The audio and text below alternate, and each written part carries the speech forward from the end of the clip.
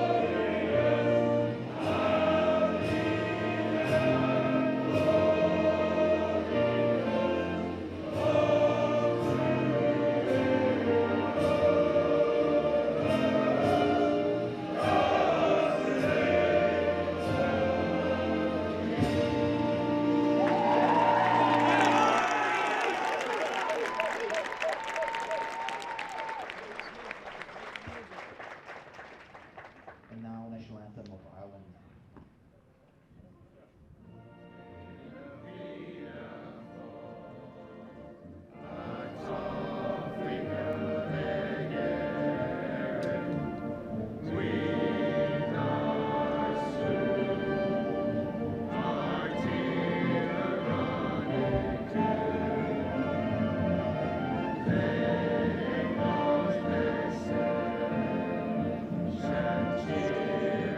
Shall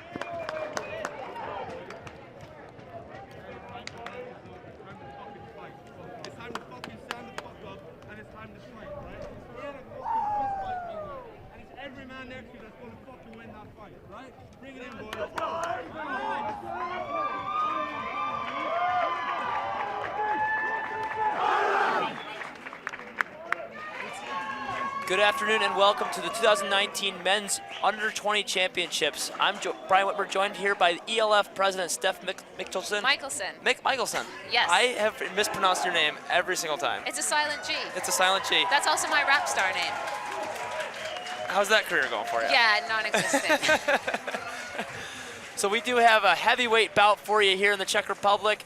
England and Ireland will square off for our final game of day five or six. We're having an excellent tournament so far. Steph, you just got here the other day. I did, last night. Are you excited for this one? I am. I've been watching live stream, which hopefully most people are watching us now, but it's great to be here live, see all the games, feel the action. The crowds here are, fantastic. Oh, it's a riot. It is. It's a pretty quaint, it's not quaint, it's a beautiful facility. It's a very small grandstand. It gives you that big game feel with 100, 200, 300 your closest friends. Yeah, exactly. Lots of families here, which is great to see as well. Lots of supporters. Both teams meeting out in the center there. Referees will go over a quick, hey, do this, don't do that, and we'll get after it. So this is your second semifinal of the day. Germany did down the Czech Republic in the first semifinal of the game. So winner of this game will go on to play Saturday against Germany.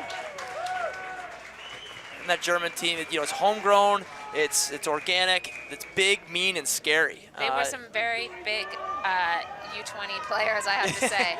I'm only 165 myself in height, and they tower over me. It is actually pretty easy to forget that this is a junior tournament. Yes. You do see some mental mistakes. You do see some actually fantastic development, some great coaching. You see these guys getting better. It's just, sometimes it is a junior tournament. This is Europe's first the European first junior tournament. Yeah. And how excited are you as ELF president? How excited for that are you? This is fantastic. It just shows how much lacrosse is developing across Europe, and just not only are we seeing more countries play lacrosse, but we're also seeing a lot more depth within countries. So, we've got lots of countries that are starting up youth programs, so not just sort of a juniors where we see kind of 16, 17, 18-year-olds, but we're actually seeing a lot younger kids playing as well now. So, eventually we'll probably have to do like a U16 European Championships as well, but please, somebody needs to clone me before then, because it's a lot of work behind the scenes to get this. And just before we get started, I really want to give a huge thanks to the tournament organizers. Barbara, Ava, Peter, Tierney have all done such a fantastic job setting this tournament. It's been fantastic. So that opening face-off, Chris Hockey does kick it out the front. He has been fantastic for England so far. A loose ball does roll into the offensive end, means it's a free ball situation, releases all players from that restraining line. England will maintain possession and go on the offensive for that first set. And it was actually pretty nice to see that Germany did knock down England. Now, England is bringing in, they've admittedly younger team. They are, eyes set on the World Lacrosse. I keep almost saying FIL. The World Lacrosse U19 Championships in Limerick, Ireland next year. A short away game for, will it stay over? A lot of commotion up there. So that ball did roll back over the center line.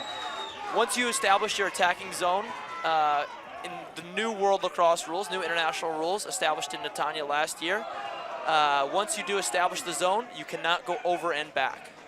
That is a new one, it's less than a year old. I do like that rule. I know you're definitely on the more women's side of things, but yeah. So the more explaining you do for our fans watching at home, I'm also hoping to learn a thing or two about men's lacrosse. So let's help the parents learn a couple things. Let's help the folks who maybe they're catching one of their second or third lacrosse games. If you do have a question, just let us know, because chances are somebody else is watching it. We do have our live stream comment section going. If you do go to EC19 lax.cz and then click the live stream link, it'll take you to the YouTube channel there. We do have a couple comments here. First time ever to watch. We actually have Fergus. We have Fergus O'Brien. What up, Fergus? That's great. Connor Wilson's. Your hair is looking glorious again. Well, that's my sister. Hi, yeah. Steph. Hi, Andrea. I say you do have a shout out. Yeah. No, she's watching. She's listening now too. Yeah. She's in Canada right now. I won't say that she's watching during work. This is Dangerous Dan Smith there.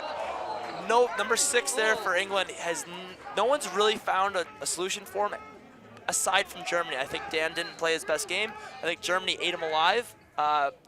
Should Dan Jones have his, if Dan Jones is allowed to have a game, both from the assisting and the goal scoring, England's going to have a great day here. That's number 21 for England with the goal there. That's, let's see, what goal number is that for Mr. Josh Simpson. Josh Simpson, is that that's 7 goals. That's his 8th goal of the tournament. He is now tied for leader. They have 4 players now with 8 goals for England. He's joined by Alex Halliday, Elliot Bickerton, and Oliver Alsop. Dan Jones, sorry, is it Dan Jones or is it Dan Smith? Yep, Dan Jones, sorry, Dangerous Dan Jones. Bones Jones has been a fantastic job creating offense for England, and then you see a lot of his teammates, reaping the benefits of his hard work. Great ground ball here. This is the first day we've had additional cameras on the game, and just watching the screen here, watching the angle these guys are getting, is absolutely fantastic.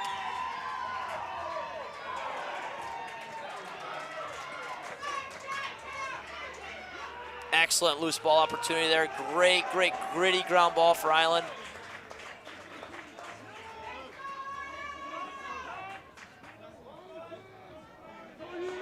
That's Jack Songer come up with that ball there. Jack has been a fantastic part of this offense. Primarily, he does have 4 goals. He does have 4 assists. I think sometimes the statisticians are a little stingy with those assists. I believe he's got more than 4. Even if he doesn't, if it's his 2nd assist, he's been a massive part of this Irish offense.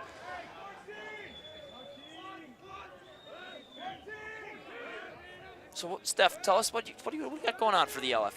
What's new? So obviously we have our first ever men's U20. That wraps up this weekend, and then few short weeks after, we are heading to Netanya for the Women's Seniors European Championships, which we're really looking forward to. Temperatures should be about the same, so high 30s. Same as last year. Yeah, basically Okay. scorching hot. Yeah. Bring a water bottle. Bring a couple. Bring a couple. Bring some ice packs. We have managed to schedule most of the games later in the day. So. I heard that. Scott Neese was telling me, he's like, most games won't start till 4:36, something like that. He's a scheduling. He's a guru. He's Yes. something else, isn't he? He could make a schedule out of a phone book somehow. Yeah, definitely trying to take advantage of the cooler hours when we're over in Netanya. It's really not that bad at night. I do remember the teams who got to play those night games were they were much happier at night than their noon counterparts. They also have a lot of air conditioning in Israel. They're very good at dealing with the heat over there. The only word of Hebrew I ever learned was mazgan, which means air conditioning. very useful to know. It's a great one. Anybody headed over to Israel for the Women's European Championships this year, mazgan is air conditioning. And toda is thank you. So after they give you your Yeah. be sure to say toda. They go great together, hand in hand. How many teams you got lined up for that? 16. 16. Yeah. That's a great groups of 4. fours and fours. Is the flag gonna fly? The stick flies. England with a big turnover there. Kind of forces the pass in the middle. Keeps spinning his way out of that. Is number 10 for England. I'm looking at the wrong sheet here. That's definitely gonna make my job harder. Number 10, that's Ed Loveland. Creates an opportunity for England. They might elect to slow it down now after a quick odd man situation. Will you be in Peterborough for the women's U19s? I will actually. I am from not far from there. People might recognize the accent. Grew up in Canada, living in Europe for the past, I think 12 years now. Double digits. Yeah, first in the Netherlands, now over in London, England. Ooh, that's gonna. Steph, you know what that call was? Actually, I don't. Can you please enlighten? Ireland did a great job clearing can we say clear the crease? Yep. England had a scoring opportunity. However, it was more than 5 meters from the ball. The guy they hit, that's deemed interference. That player, you can't just target anybody with the ball. That's just a simple infraction. The ball goes back to England. Right, excellent, thank you. So I just keep trying to compare this to all the women's rules, and for any of you who know women's lacrosse, it's very much a officially no contact sport. That is a moving pick called against England. So while you are not allowed to interfere with players without the ball, the same goes for the offense. So the offensive player tried to give his player an advantage by using himself as a screen. Yep. And you're allowed to do that, but you must be completely still. Absolutely, same thing in women's lacrosse. If you've got a blind pick, a moving pick, you can risk serious physical damage if you run into somebody the wrong way. Let's see who else we got here on the... Laszlo, my buddy Laszlo from Hungary says he's watching Lax and learning new words that can be used in Israel. So we've got some representation from Hungary. There you go. Who else we got here? Watching from the Netherlands or... Yeah, Netherlands. Yeah. Let's go Hogwarts. Thanks, Conrad Besner. Woody 10 UK, will we select an all-tournament team? We most certainly will. Hang on until Saturday afternoon. Yeah, we don't have an all-tournament team yet. The tournament's not over. But there will be are we calling it the President's List? Are we calling it the European? I think we've gone with all-European team this year. You have, your all-world team, that this is a European championship, so we'll have all-European. So the flag is assessed to England. We will see an Irish man up. They will look to tie this game at 1. Ireland did have a great, oh wow, and an excellent save there by number 1, the goaltender, Sam Rogerson. You can see Sam's head is well above the crossbar. That is a 6-foot goal, and that's obviously more than a 6-foot player. He's very tall. I mean, like I said, I'm 165. Everybody essentially in men's lacrosse is taller than me. I got you beat, yeah. Only and just, you know what? and you have big hair. Oh, wow, and there's another great save from Rogerson. Save. It's not an easy task to stand in that goal. I think it's the hardest job in sports, personally. You can pay me. Actually, my first game in the Netherlands, I played in goals. It was about -10, and I volunteered because it meant I got to wear extra layers. My one and only time in goal. Now, box lacrosse goalie, I don't think that's such a bad gig. That looks like fun. And there's the first goal for Ireland. There we go. Absolutely fantastic, selfless play there by number 25, Aiden Kearns. Aiden had his 17th birthday just a few days ago. Mom was in the stands to tell me about Aiden's 17th birthday. I'm twice his age. I've never felt so old. Well, no one made you say that. I think that's one of the unique things about lacrosse in Europe is that everybody who's involved tends to be quite young. And we're all learning how to do this as we go along. So yeah, we're not events people. We're lacrosse people. Exactly. We're learning how to run events. We're learning how to, build and get into schools. We're learning how. Chris Hockey there wins the face-off off of Rory Dunbar. Dunbar is one of Ireland's premier homegrown products. Played in in Turku. He also played in Netanya for the senior team last year in the World Championships. He has been fantastic for Ireland at the face-off X. Oh, a little broken stick here. Saw him run off without a stick. I don't see it on the ground. Kind of curious what happened to it.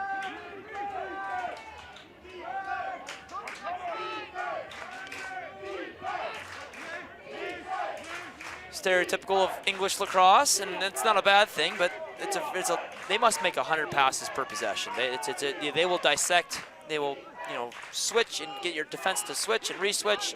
They want to find their matchup. They're going to find their dodge. They're going to make the ball move. Great ball movement here. Great shot off the mark. That ball will be backed up, and possession will be maintained by England.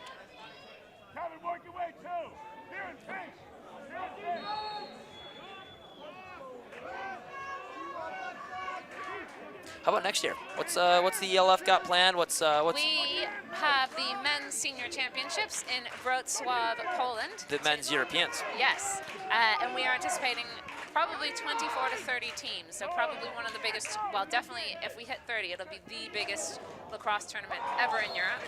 And the second largest the largest we've had to date was 2012 in Amsterdam, but that was a mixed women's and men's event when we had 29 teams. Oh, nice.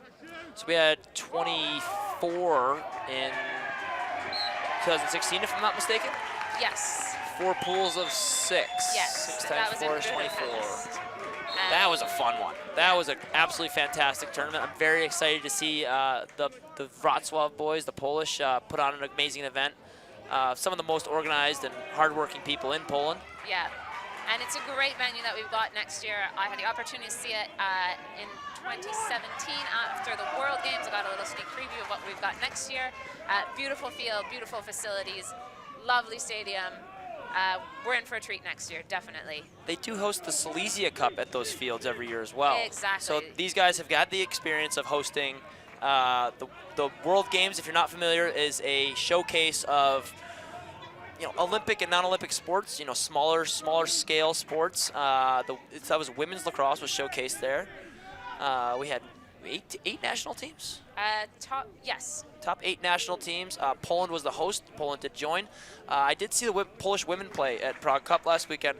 I do believe they benefited immensely from that tournament. Yeah, what was really fantastic was to see the Team Canada staff, the Team USA staff actually leading coaching sessions with Poland. So it was very much a sharing of knowledge in addition to, a lot of amazing lacrosse. And that's what I really love about lacrosse is the community that we've got supporting us all throughout Europe and internationally.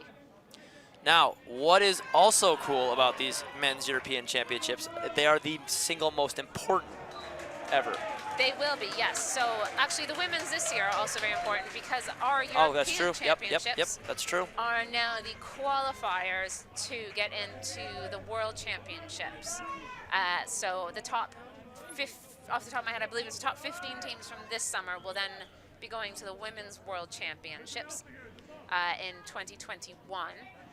And I believe it's a similar number. I want to say I've done the math a couple different times. I believe it's the 16 gets in and 17 doesn't. So we've got 16 teams, so 15 gets in, number 16 will not Okay, be getting in. yep. However, I've heard that those numbers may change slightly, so we're hoping all of our 16 pre-qualifiers, and then there's the whole case of there were non-full members that finished in the top 10, so it's a little bit of an algorithm. It's above my pay grade. I was told there would be no math involved in lacrosse. And if we're talking about this, if you don't really know what we're talking about here, the World Lacrosse Championships had 46 teams last year, and if that sounds like a lot, it is. Massive, absolutely massive. And it's I was on the organizing committee for that tournament as well. It was just an absolute strain on the organizing committee. It was too big. Draining seconds here, 2-1. I'm not sure England knew how much time was on the clock. That's the first quarter. And that's what you want. That's a 1-1 game. This game is playing up to the standards we did set for it. Both defenses are really looking hot. Goaltenders, Rogerson has made 2 massive saves on the crease there to preserve.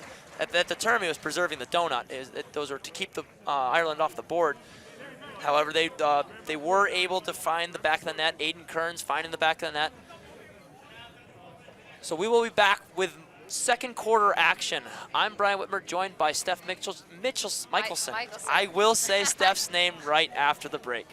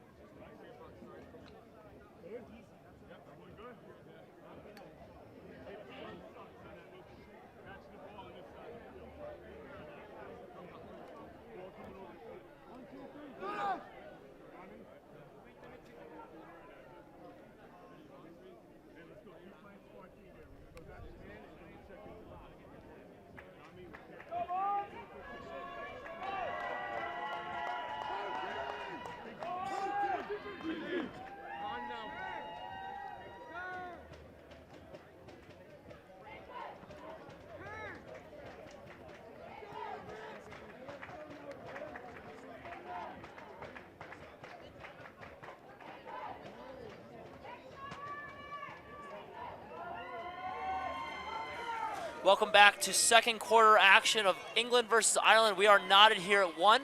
I'm Brian Weber, joined by Steph Michelson. Yes, Yay. surname pronounced correctly, thank you.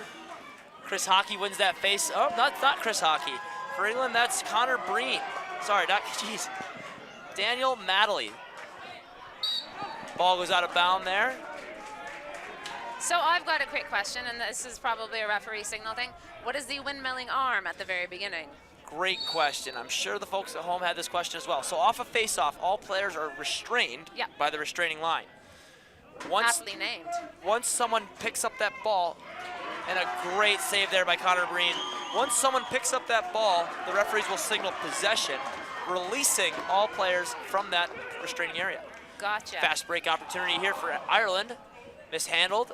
Great push there by number 7 for Ireland. The long stick, Patrick McShane, had himself a fantastic tournament. Oh, that's great body contact there. Swallows the English long stick alive. Not sure exactly who that ball might have gone off. I believe it might be Ireland ball. Signal by the official. Yep, so that's that windmill signal. That's to signal possession.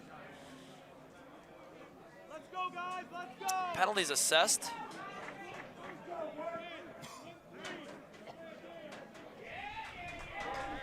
So this is a new rule, and the adjudication of this rule, we're still working on it, right? So if your team violates, I have the right to pick up that ball and play almost immediately. We're waiting for the official to blow it back in, of course, but we're playing what's called quick whistle lacrosse, so I can pick that up. And if you're within 5 meters of me and you play me, that is infringing upon my right to play fast.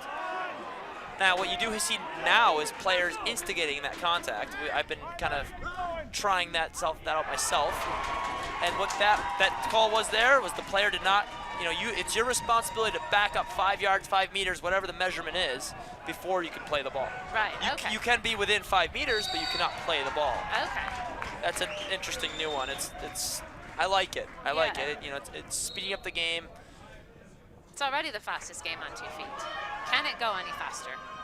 We're working on that. That's a flags in the air. Yeah, you know what? I don't think that was a ill-willed check, but he did swing a little recklessly. I think he got nothing. I think Isaac Young got nothing but shins on that one. Ouch. It doesn't feel good. No. The cleats in the shins, the slash in the shins. It honestly feels absolutely terrible. Interesting fact, a human humerus, so the thigh bone, femur. We were talking about broken humeri earlier. Yeah, broken bones. Femurs are stronger than iron. Inch for inch, they can Really? withstand more pressure than iron, like an iron bar. How'd you find that one out? Science. Science. Yes. I have a PhD in science. I'm full of random just science facts. in general, just like science in general. The whole scope of science. Okay, I do not have a PhD in science. Whoever knew a PhD in science would come in handy during a lacrosse game. Once in a while. Every now and then. Well, I'm glad his radius. No, which one's that? There's the lower leg bones there. Yeah. Tibia and fibia. Yes. Whatever one got slashed, I'm glad it was stronger. Maybe not as iron, but strong enough not to. Yes. We don't need any more injuries. I will knock on wood pretty bad. We have had a couple folks go down. This is a long weekend. This is a championship weekend, or week. No, this is more than a weekend. It goes Saturday to Saturday. We've had a couple scares here, a couple ambulances. That's just more speaking to the level of intensity. Nothing's been egregious, nothing ugly. We've had 0 disciplinary issues on this tournament so far. Yeah. The players are playing hard. Wales has been plagued by injuries. I know Israel just had their first guy go to the hospital today. Germany had a really scary one. We did have a second scare the next day, but I am not exactly sure who was injured.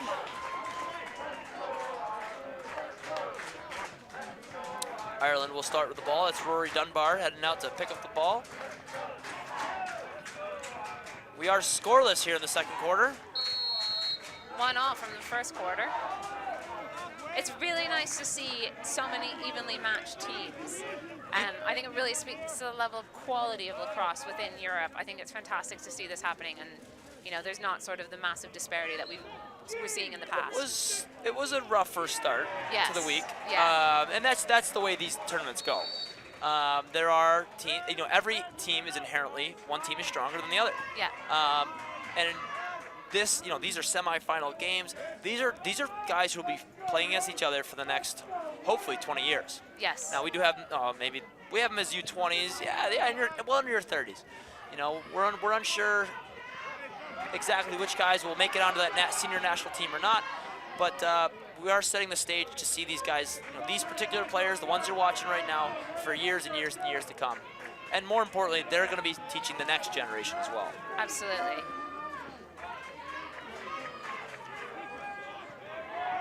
An aggressive ride here by Ireland. Very calm and poised, clear. This is one thing with international lacrosse I don't like, is there's no clear clock. When you do talk about the fastest game on 2 feet, this part is the only contradiction. Yeah, we have similar in women's lacrosse. I know when the goalie's got the ball within the goal circle, in women's lacrosse, they can only have it for 10 seconds. Is there something similar on the men's side? 4 seconds in the circle. Okay. But there's no onus to, oh wow, end-to-end clear.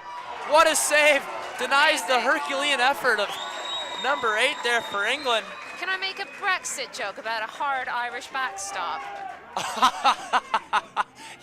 Did you have that written down ahead of time? I have been working on that one. So Connor Breen with a hard Irish backstop. Very nice, Connor Breen. It's a hell of a nickname. Is there a furthering of the Brexit joke? Are we going to go deeper into this? I don't know. That's beyond, I don't know. I understand all the logistics of Brexit. I think it's a bit of a barmy idea, to be honest. So that was an illegal procedure call. The CBO steps out. Central or certified, whatever the CBO is, the guy in the box. Chief bench official. Chief bench official, right? He steps out, says illegal procedure. Illegal procedure is kind of one of those do-it-all calls. Yeah. Hey, I don't know exactly what I saw, but you can't do it. Illegal procedure. Looks wrong. So the referees get together, talk it over. That whistle was not, whatever the CBO saw, it was not what actually happened. Referees get together. The more important thing is they get the call right. Yes. And I think our referees have been doing a great job. They're all here on their summer holidays, volunteering their time, and they've done such a great job. And that's the same men's, women's, youth, box.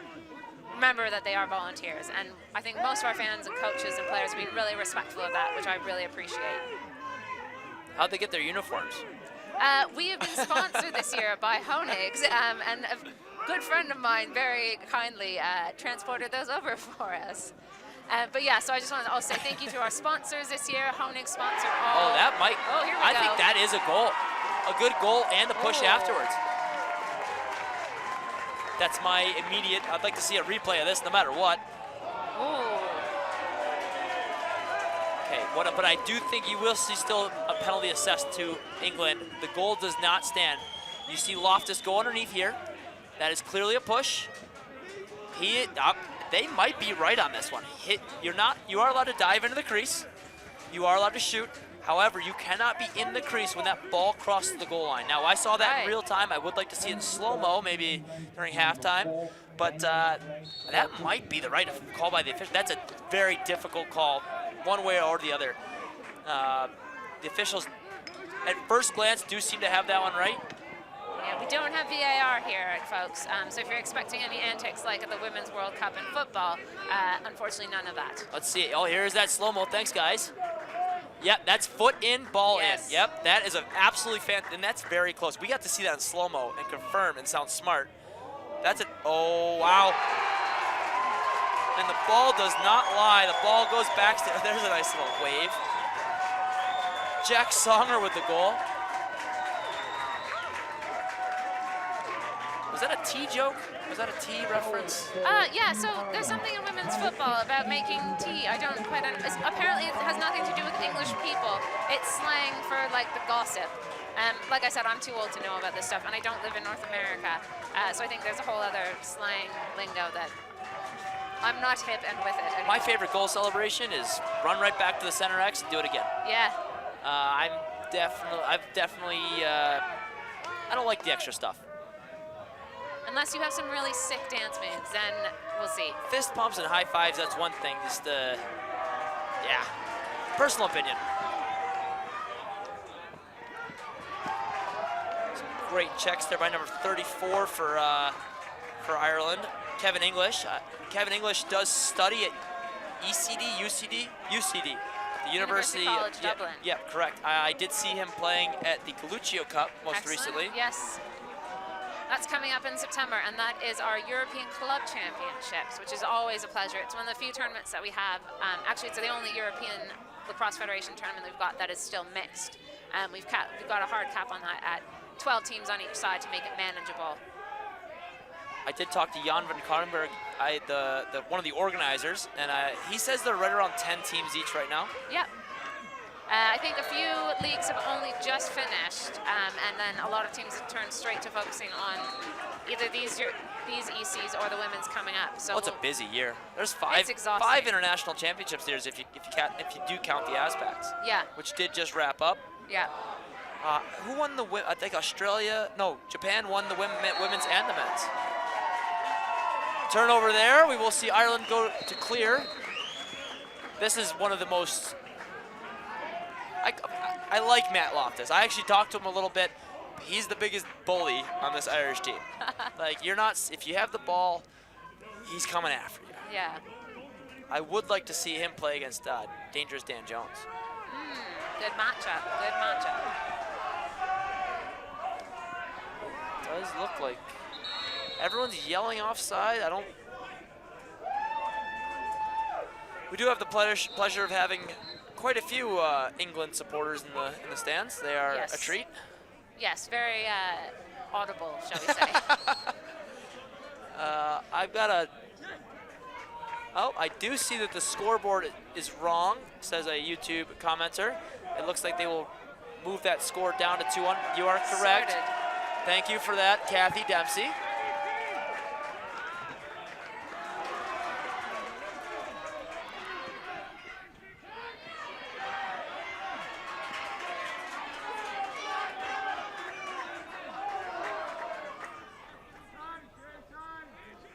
Chevy, Peter Sevchevich says, best commentators duo. Duo. Thank you. Do you know Peter? Yeah, we've emailed super nice kid. He's an awesome guy. He's a local Czech guy. We're playing in the festival together. Excellent. These festival tournaments are absolutely a riot. If you're not familiar with what I mean by the term festival, anytime there's a championship event, or a world or European championship, there's usually I don't want to say fun tournament, but it is a non-championship, non-national team event to come. Dan Jones gets inside. Dangerous Dan Jones.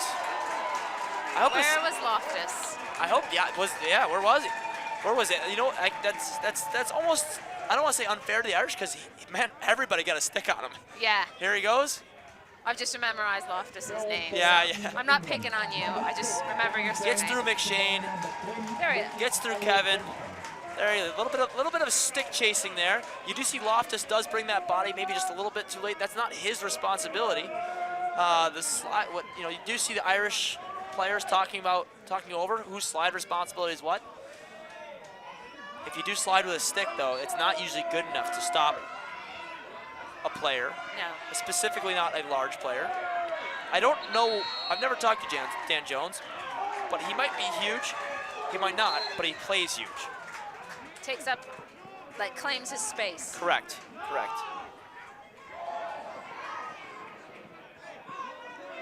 Testing the Irish defense is some quick advancement by the English player off the face-off there. No real advantage to gain there. It's very wise to pull that out. You will see Connor Breen there in goal. I can't tell. I'm not sure exactly what you guys can see, but that shadow is moving in from the stands there. Oh, rings the bell. Tichka in Czech is a goalpost. You have many languages, or many token words in many languages. I have parts of many. I bet you can order beers in many languages. Pivo does it. Pivo and beer, like B-I-E-R, gets it done most places. Yes. So you did see that stick snap. Yes. Right? Once that stick does snap, and this is a big difference between indoor and outdoor games, once that stick snaps, you cannot play. You cannot play without a stick. Box lacrosse, when that stick snaps, you are free to use your hands. You can't hold anybody, but you can keep pushing. You keep playing defense. Can you catch the ball with your hands? No, that is illegal procedure. That's illegal. You know, the signal is touching your shoulders. All right. Like head, shoulders, knees, and toes. Yep. The same way. It's called illegal touching. Which is fun. I'm not making a joke Which about is that fun one. to say, yeah. I'm sure that joke has been made, but we will not make it. Nope, not by me. We are classy this evening. A timeout called by the England side. 3 minutes, 2:58 remaining in the first half here. I'm Brian Whitmer, joined by Steph Michelson, ELF president. The ELF stands for European Lacrosse Federation. We will be back after this timeout. Quick break, 2-2 in the second.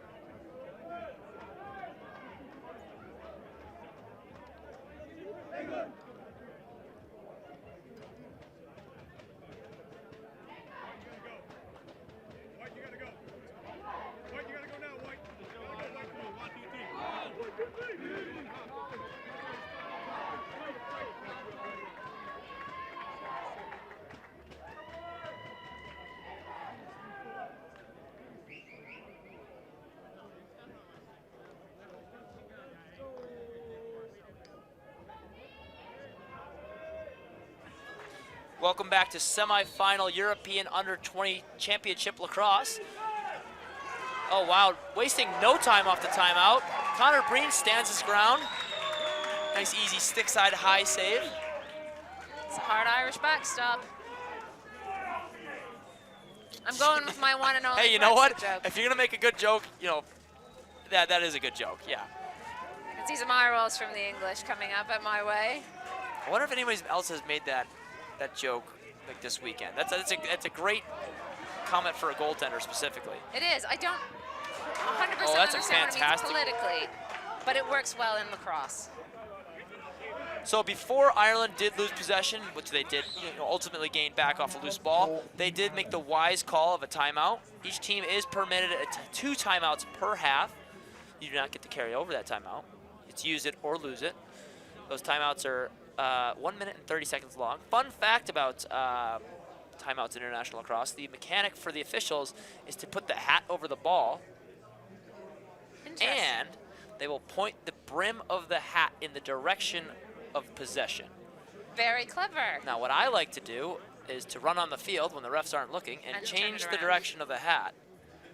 Now, I've never caused a turnover, and I would own up to it, but and I would say, but you do get the refs to look around a little bit. That's why you're commentating at the Europeans and not on the field in stripes. Oh, absolutely not. No, they do a job. I do enjoy doing it time to time. Yep. I like to say I'm a lacrosse person. I can play, I can coach, I can ref, I can organize, and I'm the festival director for this tournament. I have tried to assist these lovely ladies, the organizing committee. At the same time, I think the best thing I can do is stay out of their way. Yeah. They're go-getters. They've run the Prague Cup at this facility for years. Yeah. Barbara and Ava have probably done more tournaments. Well, they've certainly been playing lacrosse for longer than these kids have ever been alive. I can guarantee you that. In a country that lacrosse hasn't been around all that long. No, but they are one of the founding members of the ELF. In 1995 was when we were founded. Very nice. If you're not familiar with how lacrosse got around in the Czech Republic, it's a wonderful story. There's a better documentary over the men's side, the men's specifically the box side, than the field side or the women's side. But if you head to YouTube and search World Lacrosse Village, it's all in Czech with English dubs. It's a fascinating story of, you know, Soviet era, like Iron Curtain, just innovation and just perseverance. This country did get lacrosse. Oh wow, diving play in front. He got there on his own, so with the play before this, right, where they did throw that flag, they said that he had help, you know, from the back illegally getting in the crease. This call here, there was no goal, and he got into the crease, which you are not permitted to do so on his own. Now you can dive, and you can make an attempt at the goal, but if you do not score and you land in the crease, you're obviously in the crease. So it's do or die. Right. So you better know what you're doing when you take that risk. Correct. Yeah, it's usually, you know, it is a great opportunity because you do get to get as, you know, pretty close to the goal. You're not allowed to dive into the goaltender. Player safety is a thing. Yep. The NCAA just reinstituted the dive. Dangerous Dan Jones now guarded by Matt Loftus. Yes, like our dream team right? that we've It's like been rooting for. It's like the coaches are listening or something. What else could we influence, do you reckon? Coach Pryor with Ireland, he needs no help. Coach Pryor has been with Ireland for years. This is a very well coached, very well managed. John Kavanaugh managing. This is an absolute fantastic, you know, well-run Irish team. I'm not too familiar with these specific English coaches, but I have seen them, you know, being marched back and forth, you know, buses and training and practice. They've done. Oh wow, the other Loftus hauls that one in. You're not the other Loftus, sorry, buddy. That's Sean Loftus. I honestly couldn't just get your first name right. I should have just guessed Sean. Ireland. Dan Jones puts the body down. A great play there by Jack. I'm struggling here. Aiden Dempsey made the body contact there to keep that ball on the dirt. Ball does go back to Ireland. Sean Loftus on the ball. I have to say you're quite good at reading out numbers and knowing names. I'm just here to provide the color, and you do the actual like hard work of learning names and such. So in the industry, what I would be doing if I were better at this, folks, just a reminder, this is totally amateur. If you couldn't tell. Yeah, no, I'm enjoying doing this. We're trying to give you a little bit of insight into the game. What I would be doing by calling the game is called play-by-play, and usually the other person, you know, the guest, or the person who knows little fun facts about things, that's called colored commentary. I could be very colorful if needed. I don't know what I mean by that. Steve Stamp came over and did a bunch of the Allied Rescue Memorial games. Yeah. We have had professionals come do games for the World Championships, and then they will have other people in the booth. I've been able to do those games, and that's called colored commentary. I think that's way more fun. All you gotta do is know random facts, little stories. So your score after 2 quarters, after 1/2, is 2 to Ireland, 2 to England. A tie game. That's one quarter each, 1 goal each quarter for both teams. This is a defensive showcase. This is a goaltending showcase. We will see who can crack through, who can get that extra goal up, that extra leg up, and punch their ticket to the European Under 20 Championships here in Prague, Czech Republic. Finals on Saturday. I'm Brian Whitmer. I believe I'm going to have Jake Malasek in the booth for the 3rd quarter. Steph, thanks for joining me. I'll see you tomorrow. Yeah. Yeah, you're getting I've back up here. invited myself back. Yeah, you're. Yeah, I was gonna say like that definitely makes my scheduling job a lot easier. You're coming back tomorrow. Excellent. Earn my keep. Absolutely. Thanks, guys, and join us for the 2nd half after this.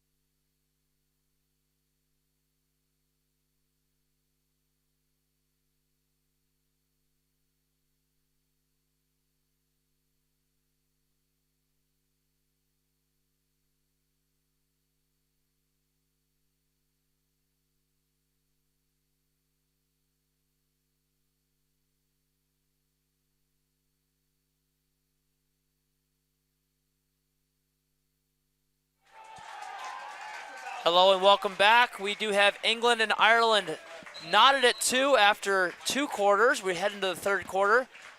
Both teams talking about during halftime what they need to get done. I'm Brian Whitmer, joined by Jake Malasek. Jake, how you doing? I'm doing good. Jake is the goaltender for the Czech U20 team. Jake is born and raised in Virginia. Jake is Czech. What is your experience with the Czech Republic? You've been here before, right? I have. My dad is from here, born and raised, 2 hours south of Prague. And my entire dad's side of the family still lives here. So I've been over a few times before in my life. Never spent this much time in Prague before. This is your first international lacrosse experience? Absolutely. Well, no. Playing. Yes, playing, absolutely. So Jake did work for me last year. Jake was an intern. It does look like Chris Hockey did control the face-off. There was a violation against England there. The ball's still loose. All players have been released from the box as there was possession. A Donnybrook ensues. Excellent possession there. Great poise and a little bit of a stick fake. No real help there for 19. Lee Oliver with the English. So what's your experience here? What are your thoughts here so far on European lacrosse? Yeah, absolutely. The Czech lacrosse. What development? It's been a lot higher level of competition than I would have anticipated coming over from the United States. I kind of expected a little ragtag. Referee almost. Oh. Like, you see that? He ran under the soccer goal there. He almost hung himself. That's what those pads are for. He almost got himself in the net. Yeah. Wow. got to be careful. Sean Loftus goes for a little backhand attempt there. Ball goes to the dirt. Ireland looking to find a hole in this very, very strong English defense. Let's talk a little bit about the goaltending there. They did make, this is a very difficult decision to make. Tom Teal is in goal for England. They have two very, very, fast break here. Nothing really there. Oh, wow. Finds the man across. I thought Ireland did a great job putting out that fire. So you have Connor Breen in goal for the Ireland. He's been great. Now you do have an exact split for England. They played Rogerson in the first two quarters. They are going with Teal in the second half. What's that like? That goalie mentality? Is it difficult to know you're playing half? Or does the coaching staff, hey, our number one is feeling pretty hot right now. Like, what is that? Tell me about being a goalie. Tell me about being a psychopath. I think there's definitely thanks. I think there's definitely a difference when you know you're playing halves versus when you get yanked at the halftime. Knowing you're playing halves, you try and do your best for those two quarters, but an unexpected getting pulled definitely shakes the confidence up, especially if England were to move on. I don't know where they go with the goaltending for Saturday's game against Germany. They're both very solid goaltenders. They've had a good week. And I think that is why they are splitting down the middle 50-50. Right. Now, you had to make an exit for the game from your game I with did. Germany most recently. We won't talk about how you had to make an exit. Let's talk a little bit about Peter Farnik, Mula. He had to step in and do something pretty impressive there. Yes. And that's actually Farnik, as I've been yelled at by him all week. See, you're Czech. I can get away with this. I just live here. Him being my roommate, he's been making sure I he's your pronounce the name. roommate? Yeah, he's been my roommate across the field here at the lovely Aritma Suites, what they call them. But he had a great day. He stepped in when I made a little hot-headed mistake there in the second quarter. I stepped in. He made 3 big saves there. Made some big saves. Before they were able to sub you back in. I think that's got to be hard. No, coming in off the bench. That's the hardest part there is coming in cold, real quick off of a stupid foul by the other goaltender, myself, and he made some great stops, so we're very proud of him, and he had a great day. Mula has been my goaltender in Serbia. He was my goaltender in Poland for the New Year's Challenge. Silesia Cup in Poland, a different tournament in Poland. I'm a huge fan of the guy. He's only been playing 2 years. I think he does have the highest save percentage of the tournament. I think he's up there, absolutely. I think I had one for him about 88%. Not as many shots, of course, but numbers don't lie. There's a nice pickup there. We do see England in transition. Will Shirt makes that pass early. Oh, good tip by Loftus. Loftus has been a dominant defender. That kid has been all over. So you guys played Ireland first. We did. And I don't believe that team that, they did end up topping the Czech Republic, but I don't believe that team we saw in that opening night is anything like that Irish team we're seeing right now. And I would agree with that 100%. This team has evolved, I would say, almost like revolutionary. It's overnight success. Things are clicking. Guys who haven't played together much or at all, they're figuring it out. That seems to be the story with a lot of these teams, though, at this tournament. Yeah, absolutely. Oh, it's any championship. I think all right, who can get good fast. There's a good save by Breen too. He's been everywhere too. He's had a great week. The joke that was made by Steph Michelson here was a hard Irish backstop. That's a Brexit joke. I don't know if you understand that. No one understands that political conundrum. Seems like a UK thing to me. It's a European thing. Okay. Like, I do follow it now that I live here. But I still don't understand it. Right. This is an interesting 5-man rotation here. Wow. Dangerous Dan Jones. Is that a cool announcer voice? I like that. Yeah. That was good. Dan Jones has been absolutely lights out for England. He does not lead the team in goals, but he does. He's creating. I was told that he is born and raised English. He's a real homegrown product. He has done some stuff over in the States. I'm not sure if he will attend a U.S. university. He's certainly capable of playing in NCAA level. What do you got? What are your plans for the fall? Well, I am going to be a rising junior at the University of Virginia, and they've had some goalies bounce around, so hopefully I can wiggle my way onto their varsity squad. I played at the club level last year. That was a good time. So you've never played in an NCAA? No, so my freshman year, I went to Trinity College, the Division III. Shout out to the Bantams. They had a good year this year. I didn't see the field, so I was still eligible for the tournament here, which is the rule. I had to do some research on that. However, D3, good year. A lot of learning to be done at the D3 level, and then I transferred schools to UVA, tried to walk on. They didn't have a spot, but now hopefully they do. So that's my plan for the upcoming fall. If you're not familiar with that rule, this was it's a qualitative rule specifically instituted for this tournament. Obviously, you are allowed to play in the NCAA and play in World Lacrosse Championships. However, in the spirit of growth and development, no player with NCAA playing experience was permitted to play in this European Championship, this under-20 European Championship, because players would have been eligible that would not match the level of competition. It would have been unfair. It would have, well, depending on who governs what, And it would have been unfair to the kids that worked hard with these teams for years and years and years to only have, mainly I would say American kids with heritage elsewhere come over and play in their spots that they would have if they didn't have that rule. So I think it's a great rule for this tournament, for the growth of the sport, and for all of these European teams. Now we do talk frequently about people do speak disparagingly about these Americans who come over and take the jobs of born and raised players. It's off the mark, but that was a great attempt there. Whistle blown dead. A lot of flags. When the flag does fly and the ball hits the ground in international lacrosse, that is the end of the play. Oh, we've man down as well. Let's see. Number 30. Doesn't look. Miles McCready. Doesn't look very happy down there. There's been a lot of this going on this week. We've had 2 ambulances show up. 3. 3. Who's counting? Wow. Yeah. Hey, not me, I guess. But Arrhythmia has been well known at the hospitals nearby. So I don't know if we could see a replay of maybe what happened there. It didn't look. A flag was thrown. It didn't look overly malicious. It might have just been this is a contact sport. Unfortunately, players do get hurt. Do you see the England physio heading over there to assist?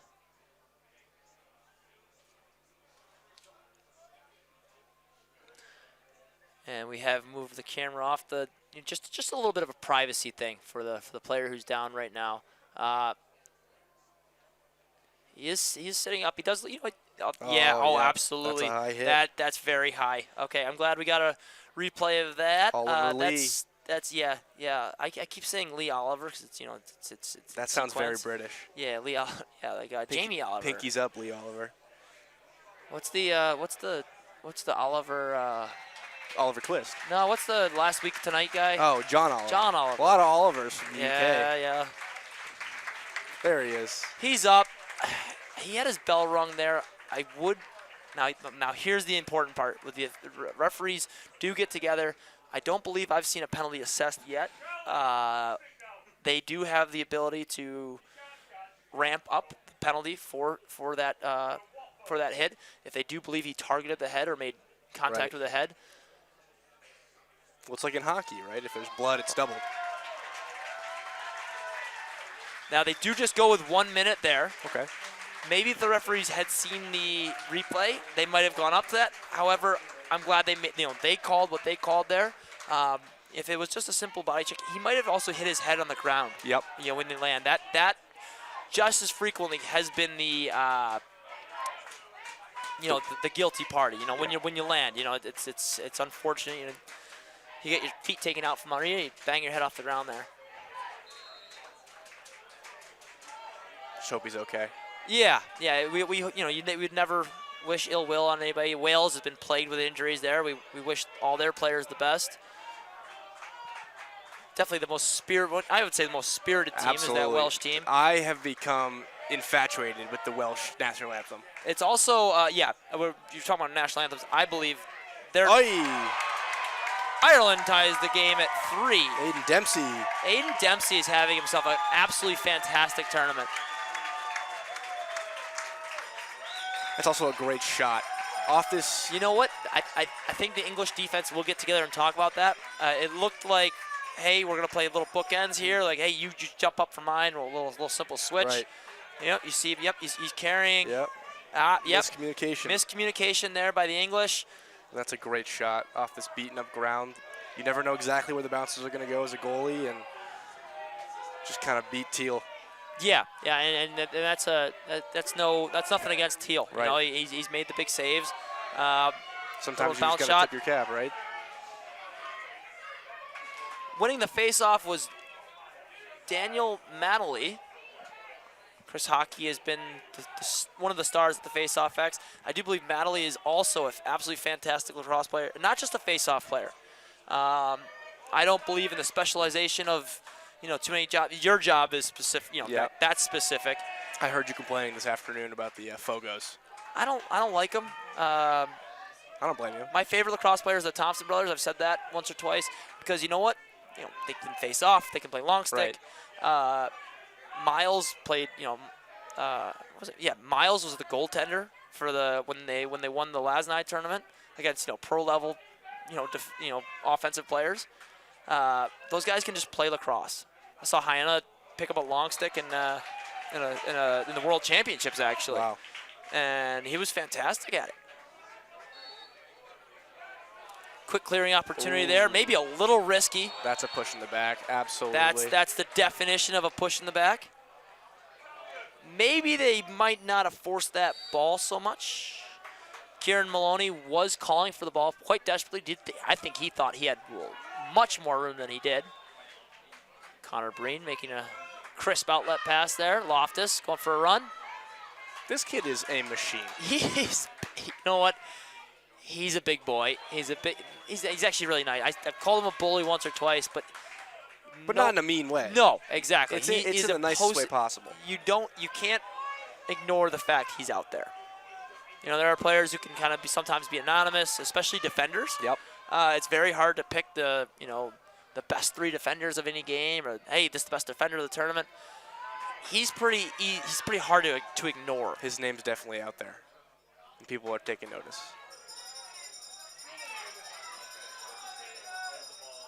Songer with a attempted move underneath there, opts to kind of hold it out, pull it out. If this game clock does expire in the next 4 minutes and 20 seconds, that will be a complete average of 1 goal per quarter per team. It was 1-1 after 1. It was 2-2 after 2. It's 3-3 here at 4 minutes remaining in the third. We have had an absolutely fantastic following on our live stream. If you would do us a favor, I don't believe these games are getting the publicity they deserve. Here comes England, a bounce shot high and away. There's nothing wrong with that take. Either it's a huge momentum swing for England, or at the very worst case, you missed. It's just a possession.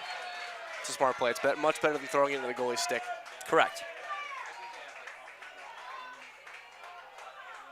And so we were talking about right before that little injury there. There's this negative perception of players, American players who just happen to have a passport or whatever it is. We want guys to kind of give back more there. What are your plans in addition to suiting up with the red, white, and blue there? The blue, white, and red. Yeah. Anyway, are you planning on coming spend some time over here? Absolutely. After college, or just coach it up, come hang out with me. Big shot from guess who? Dangerous Dan. Dangerous Dan Jones. You should trademark that, because when he becomes a big Yeah, star, I should sell it to him. How much do you think he wants for it? probably 6 or 7 crowns. 6 or 7 crowns. What's that? Like 3 cents American? Actually, 1 crown is 5 cents. Is it? So that's funny. That would have been so helpful this whole week. We do talk about. It's based on. Yeah. There is nothing. So there's less than $1 American dollar, Yep. right? There are. So the currency over here is great. It's very beneficial if you're coming over with American greenbacks. The American dollar is based on 100, right? Yep. Uh-oh, we have a stick check called against Dan Jones. Wow. I saw one of those against the Israelis. Earlier this Israel week. called one against Ireland. That was interesting. The stick was ruled legal. It was, but the goal was waved off for some reason. Because the player, and was there some Some words being said. You know, you could say whatever you want about how the process was adjudicated and whether it was communicated to the player. However, once the stick check was called, it was actually the face-off player. He punched his mesh in, to go take a face-off, as you do. Absolutely. And because once the stick check's been called, you are not allowed to interfere with your stick because there's pull strings and you can pull the plastic out a little bit.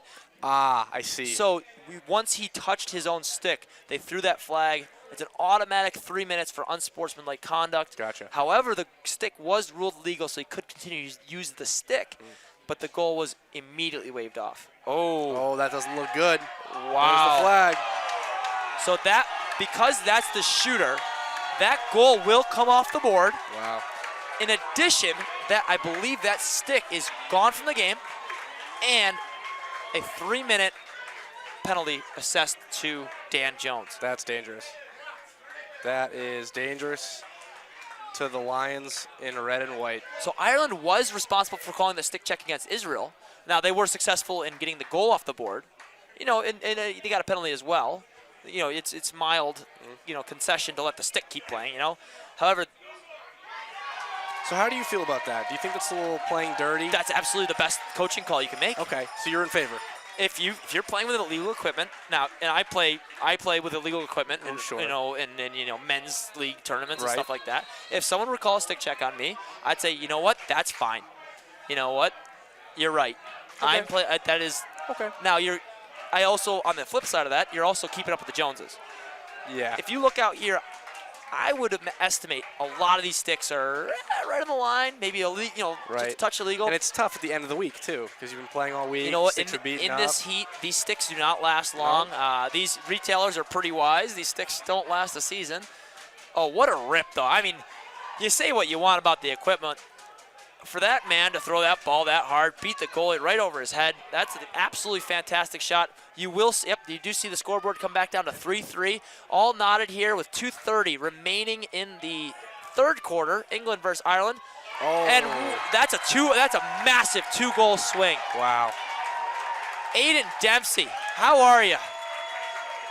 Back-to-backs.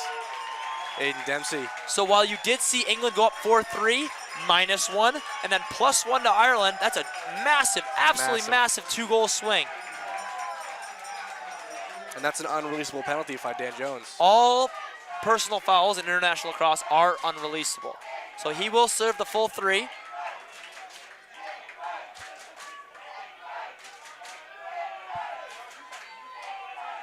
Looks to be control here. Not clear yet. England needs this ball. Oh, that's a tough break. England needs it, but Ireland earns it.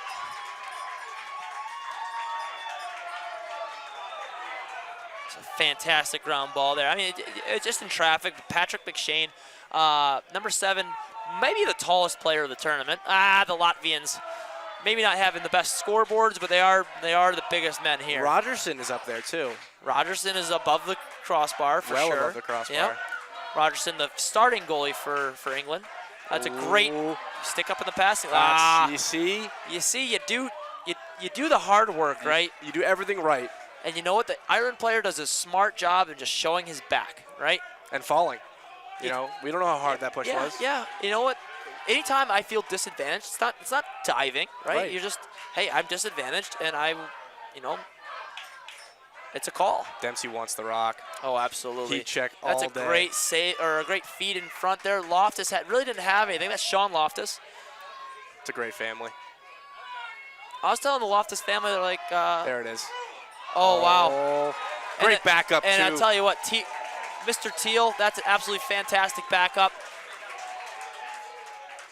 Regardless of a 2-goal swing, we do have an entire quarter to play. There is 30 seconds remaining on the clock here in the third quarter. The clock does stop it stops. Instead of running time at the end of every quarter, last 30 seconds, the clock does stop. If you can remember the clock rules, they keep changing. They do. It's tough, but personal opinion, a real lacrosse game is played with 15 minutes stop time. Yep.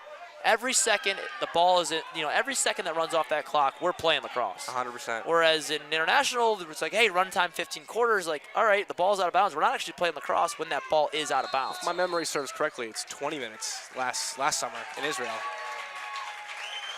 So, you saw England possessing the ball there, right? They didn't try to advance the ball. They didn't try to go to the goal despite being down 1. Now, Dan Jones is still in the box. Anytime there's a penalty, a disadvantage, there's one player missing, whatever. When Red retains possession of that ball when the quarter expires, that will denote possession going into the fourth quarter. Smart play by England. Very smart play. Now, you did see some of these less experienced, less knowledgeable teams. This is still a junior tournament, right? This is still these are young guys. Some people try to take that shot with 5 seconds left. Like, hey, guys, you get free possession of that. No matter if you're up or down, free possession is free possession. Turning a 50-50 ground ball, especially when you're England and you're about to go 3 versus 2 for a ground ball, that was absolutely the correct play. They can't score if they don't have the ball. It's as simple as that. It's much more difficult. It is much more difficult. So that is Coach Pryor's second goal. Oh wait, that's the replay. Yeah. Sorry, Jake was. I was excited there for another Jake was getting stick. fired up here. You know what? If I'm England, I might start calling some. No. If we're playing head games, right? So, England scores, stick check, flag flies. Now Ireland comes down and throws that. There's no charge for calling a stick check the first time. If you're incorrect, the following stick check will charge you a timeout if you're incorrect. Had I been England, I would have got tit for tat. All right, Jake, thanks for joining me here. Absolutely. I will be joined by Jake Silberlicht for the fourth quarter. Jake is the head coach for the Israeli national team. He's also a national team player. Jake, thanks for coming on. Thank you so much for having me. Best of luck in the rest of the tournament here. The Czechs will play for the third place, the bronze medal. Is that tomorrow or is that Saturday? Tomorrow night, 6:30. Tomorrow night. I would say under the lights. Local time. Yeah, local PIVO time. Thank you for tuning in here. If you can share us, right? The social media thing's not my thing, right? If you're tuning into this live stream, if you're hearing my voice, give us a share, give us a shout out, give us a move, get this stream out to more people. I don't believe this tournament has gotten nearly the notoriety, the publicity it deserves. Jake Silberlicht is now. The headphones are on. Jake, how you doing? Great to be here, Brian. Thanks for having me. It's a beautiful day here in the Czech Republic, and it's a great lacrosse game, and I'm fired up. It's really hard to stand still for this one. I know, right? Like it's not a tiny booth, but it's definitely not a small one. But I'm trying to contain myself. There's a couple I-beams in our way here, so we gotta look around that. England they did not get a free clear. The ball does start wherever you did have possession. When the field is flipped. I don't know how much is left. Dan Jones now is walking up. He's left his seat. Dan Jones is released. How about that stick check call? Tell you what. Tell us a little bit about your stick check call with England. Anything can happen with that stuff, and it's certainly a strategy that Ireland uses. Me as a coach, it's not something that I like to use because it's not something that I like to teach players, and but it's something it's strategic, and it was useful for them today, and you can't blame them for it, right? No, absolutely, it is within your rights. It's part of the rules. It's if you're England, when Ireland scored that goal, would you call it right back at them? Tell you what, again, that was something that we faced as well, and as a coach, it was something that you did not follow it up. Didn't need to, you know what I mean? Lacrosse is about throwing the ball in the goal, and that's that. So. And you know what? Let the ball speak for itself. Right there is an absolutely massive goal. Ties us up at 4 apiece. That's Josh Simpson-Pankey. That is his 9th goal of the tournament. Now he leads. I believe he now leads England with goals. 9 goals in. Let's see. This is their 5th game. 6th game. 9 goals in 6 games. Right? That's a. No, that can't be right. 3 in pool play. +2. So this is their 5th game for England. 9 goals in 5. That's not bad. That ain't bad, Brian. I wish I had 9 goals my entire career. So that ain't bad for a nice week here in Prague. I used to be great when I was in 3rd grade. Yeah, I went to an all-blind school. Chris Hockey there with a loose ball. The dynamic duo of hockey and Dan Madeley. The English are really starting to control that face-off X.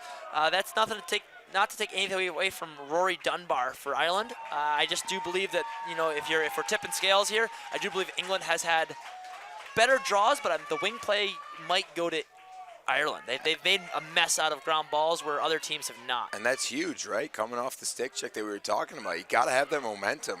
Two good teams here. The momentum is a huge thing, right? If we're going to talk about the level of the teams here and who's better and who's worse, it doesn't matter right now. It's a momentum game, and here we go. Looks like England's got it, so let's see what they can do with it.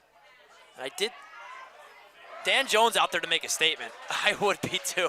I think so, right? If I was 6'1", right? If one of the commenters did say that he is 6'1". Wait, Brian, you're not 6'1"? No, I'm not. Okay. Maybe if I stand on a couple phone books here. There you go. There you go. Maybe if I stand on Dan Jones's shoulders. Yeah, well, you're standing on your tippy toes, 5'9", 5'10". There you go. No problem. Brian Fitzgibbon says Jake Silberlicht is a hashtag legend. Thanks, Brian. You're a legend, bud. Nathan Edwards says Dan Bones does what he wants. Let's see. Here we go. What else we got? Anything else good?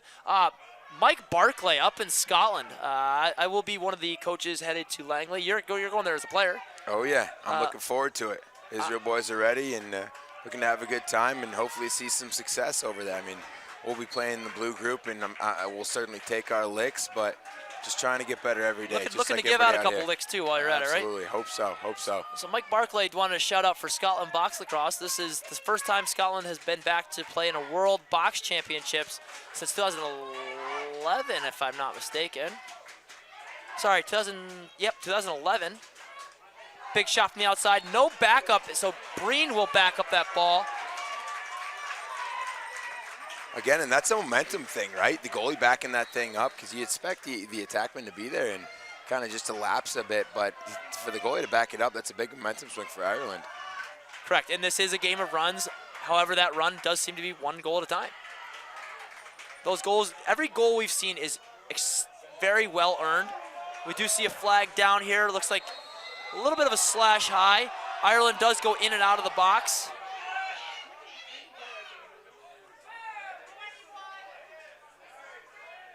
So 17 for England. That's Joshua Polk. Joshua Polk has been up there for penalties. He's let's see if we've got him. Yeah, he's actually, before this game, he was number 8 in penalties there. That's 4 personal minutes. That's not that bad for a defender, honestly. Yeah, I mean, played 5 games. It's not bad. Hey, he's competitive. You play aggressive, and that's the way the creator wanted it to be played, right? Aggressive. Absolutely. So you can't blame him for that. And people should be hitting the ground. These white Irish jerseys, these red English jerseys, they should have some Prague mud on them. Couple grass stains, yeah, nothing wrong with that. That's an excellent individual effort there by Oliver Lee. It's not easy getting up the field with that long stick without somebody getting a piece of it. Hey, you ain't kidding. And I mean, these English guys, they got great sticks. I mean, you can tell they're on the wall, and that's the way that you advance as a team, get better as a team. Hit the wall, right? Here taking a page out of Brian Whitmer's book for all you young guys out there. Yeah, hey, hit if you the want wall, to get to a higher level, hit the wall. Hit the wall, hit the weight room. That's taking a page out of your book there. Yeah, no, it's yeah, I'll get you in there, Brian. Come on, let's hit the weights, brother. Yeah, I'll see you over there. But in all seriousness, it's also hitting the wall, right? It's hitting the weights, but it's also seeing lacrosse. And I do think this stream is actually servicing more than just the folks who are on the field right now. I like to say that the better coach has seen more lacrosse games than if the coach next on the other sideline has not. It's an experience thing. My first job was keeping score at men's rec lacrosse games. I was 14 years old, and diving attempt in the crease. Now you did see him absolutely make monstrous contact there with Aiden Dempsey. At first I thought he made contact with the goaltender, which would be a flag. Sure, but with that rule, I mean, he was coming from behind the goal, right? So he was diving from behind to the front of the goal. It's tough for that, So with the rules. That rule diving away from the goal mouth, I don't believe that rule exists in international lacrosse. Okay. It's just Okay. hey, we're having a conversation here. Sure. We're trying to figure it out together because honestly, oh wow, the referees, I don't know who touched that ball. The lead official from the far side did say it was off of red. I'm not saying he's wrong. I'm just saying I have no idea who that ball went off of. It did go off a foot, did go out of bounds pretty quickly. It is not easy to referee lacrosse. Well, I'll tell you what, I was down there on the sideline watching the game, and I'm saying this thing's happening pretty fast. Now I'm up here in the booth. I feel like it's happening even faster, so got to keep your eye on things here. Backdoor found him. Oh, and another crease call. So we have matching crease calls. We have matching scoreboards. Had he handled that, I believe he would have scored before he went to the crease.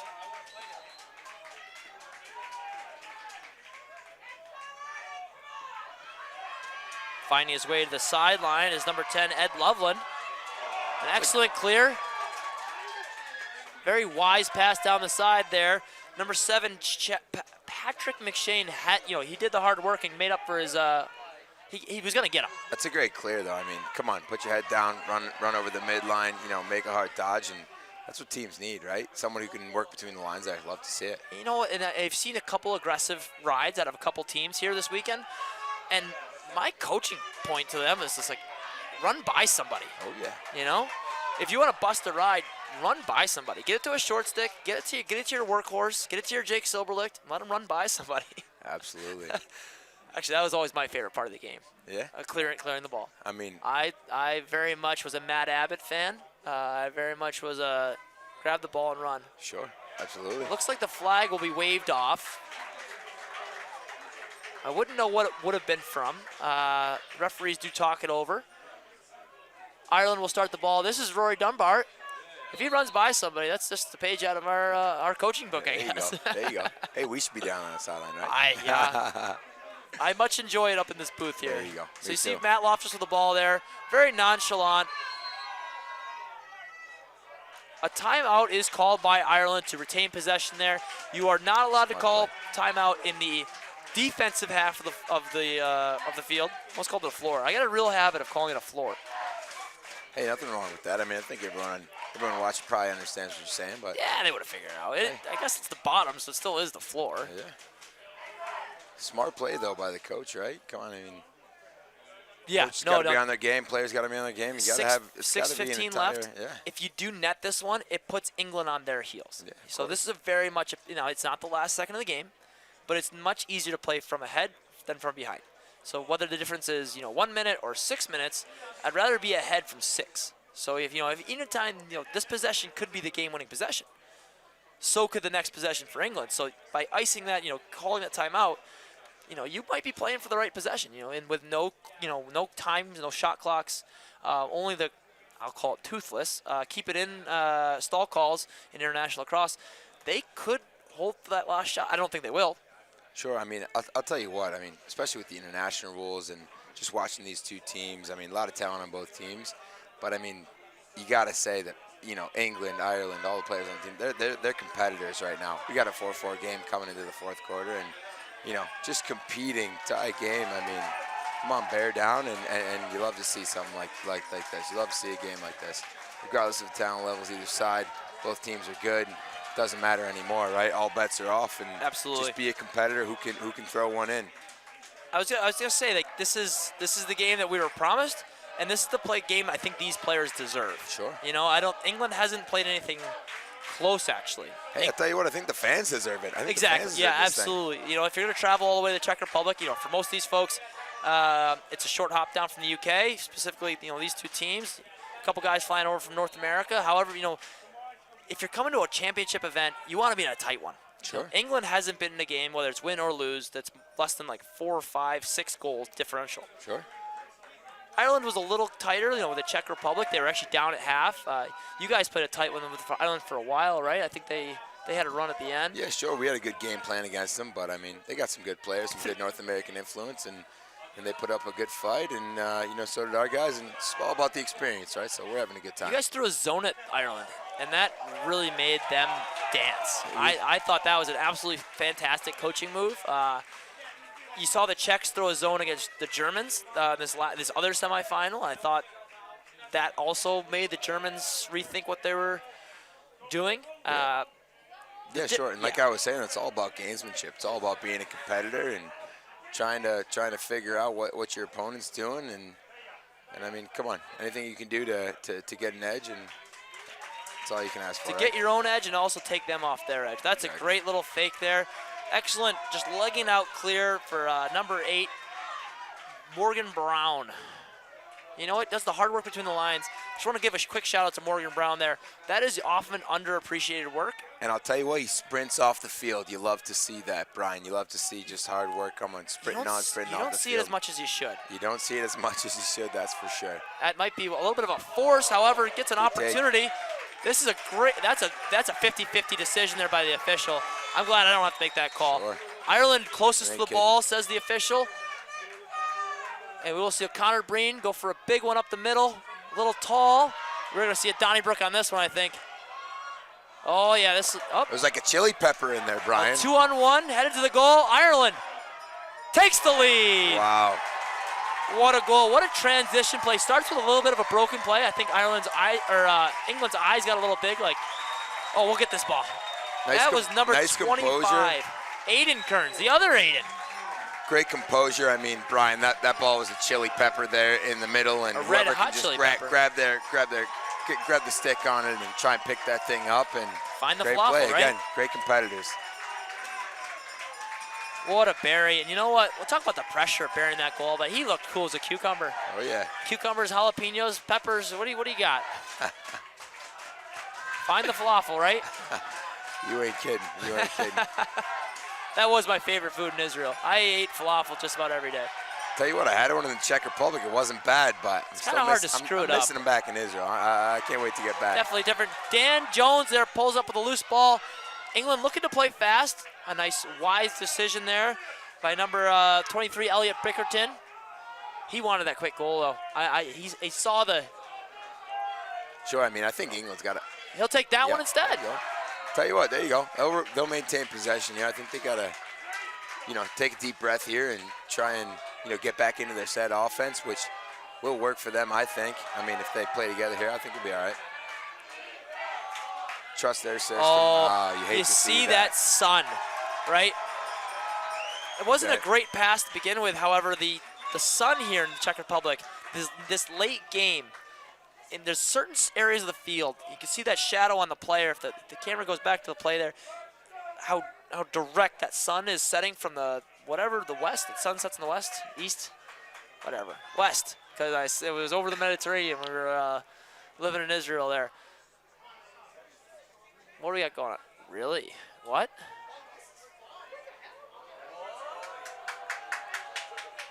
Looks like we're getting a stick check on the goalie's stick. A little bit of gamesmanship from the English, and you love to see it. What's illegal? And you love to see it. What's ever been illegal? Oh, maybe the strings. Now, this is the most English thing I've ever seen. The strings are long. I can see the strings. Oh my! You call it English. I call it the most Irish thing I've ever seen. So let's see what happens here. I like let's that. see what happens here. Oh no! For folks who are not we're not fluent in the international rules. Yeah, there you go. To be fair, the strings can be no longer than 3 inches. This is a player safety rule, if I'm told, so that when you make that check, the strings cannot get into your eyes. Sure. I've also been told that people used to whip each other in the back of the leg, which is just kind of, I believe it's the eye thing. Sure. But there you go. It's all about player safety, Brian. So it is. Come on, if it's going to be a stick check, whatever, it's all about player safety. If that's the rule, then let's see what happens here. I'm very interested in again gamesmanship. We would not want an unsafe goaltender stick. Absolutely not. Absolutely not. They're so they're really talking about this one.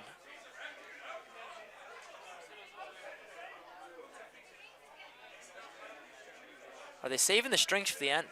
Now, very wisely, the official is standing in front of the goal stick. Yeah. Yeah. Oh, this is suspenseful. They didn't go right to the climax here. Let's see if we can get a camera. It looks like he's measuring it now. Oh, here it comes. He's measuring it now. Oh. And bit of conversation here, bit of conversation. Where's he going, for the pocket? Oh, wow, that's a long string right there. You see that? I ain't an expert. Doesn't looks I a little bit don't more than s- 2 inches I- to me, but Oh, they're talking about who's this counting? one. Who's counting?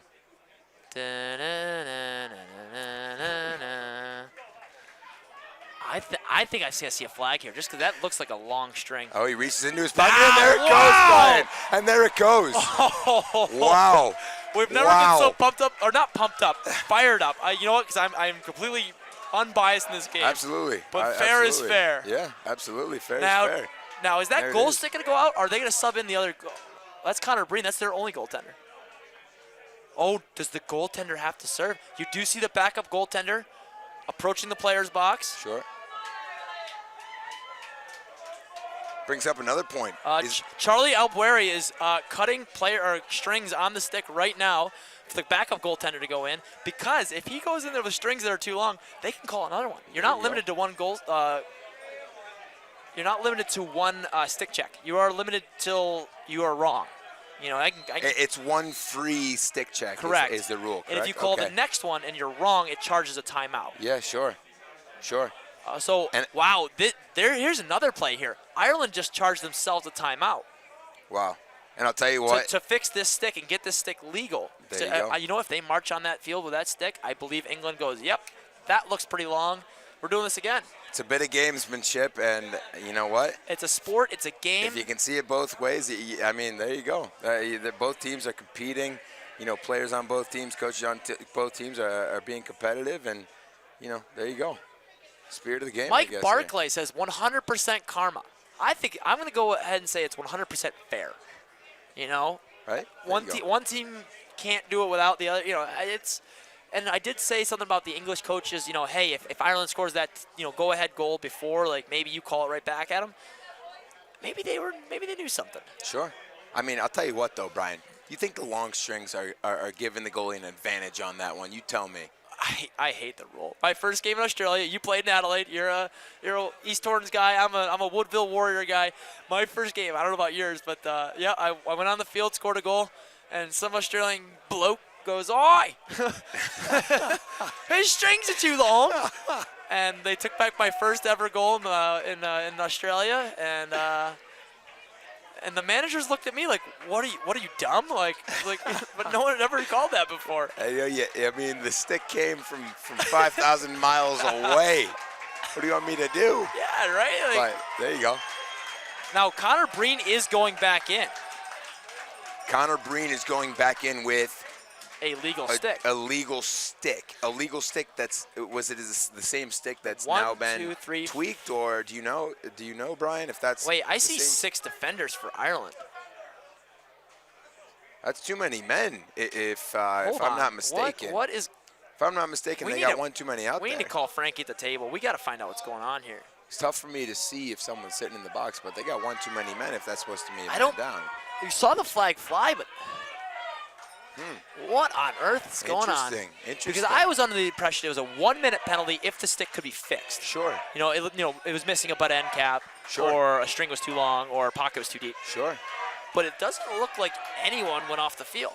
Tell you what, Brian, I've been playing the international game for about 6 years. Been coaching Still have for no about idea 1 what's year. going on, right? I'm still scratching my head on this one, so we'll see what happens here. Uh-oh.